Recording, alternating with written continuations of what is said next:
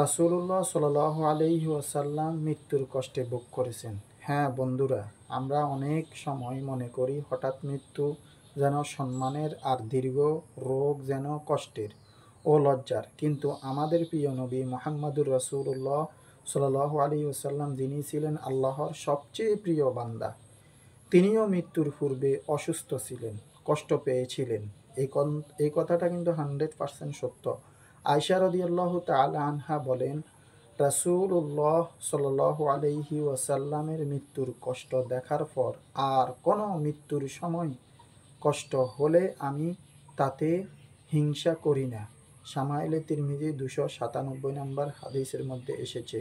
এই হাদিসের ব্যাখ্যায় বলা হয়েছে, আয়েশা রাদিয়াল্লাহু তাআলা আনহা আগে মনে করতেন হঠাৎ মৃত্যু যেন সৌভাগ্যের নিদর্শন, কিন্তু রাসূলুল্লাহ সাল্লাল্লাহু আলাইহি ওয়াসাল্লামের রোগ ও মৃত্যুকালীন কষ্ট দেখে তিনি উপলব্ধি করলেন, রোগের কষ্ট মানি লাঞ্ছনা নয়, বরং তা গুনাহ মাফের কারণ, মর্যাদা বৃদ্ধির মাধ্যম।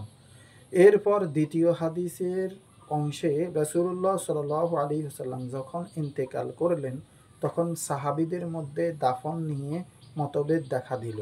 তখন আবু বকর সিদ্দিক রাদিয়াল্লাহু তাআলা আনহু বলেন, আমি রাসূলুল্লাহ সাল্লাল্লাহু আলাইহি ওয়াসাল্লাম থেকে এমন একটি কথা শুনেছি যা আমি কখনো ভুলিনি। নবীদেরকে আল্লাহ তাআলা এমন স্থানে মৃত্যু দেন যেখানে তার দাফন হওয়াকে পছন্দ করেন। শামাইলে তিরমিজির 298 নম্বর হাদিসের মধ্যে এসেছে। তাই রাসূলুল্লাহ সাল্লাল্লাহু আলাইহি ওয়াসাল্লামকে দাফন করা হয়েছিল ঠিক তার মৃত্যুর শয্যা স্থানে, অর্থাৎ হযরত আয়েশা রাদিয়াল্লাহু তাআলা আনহার ঘরে।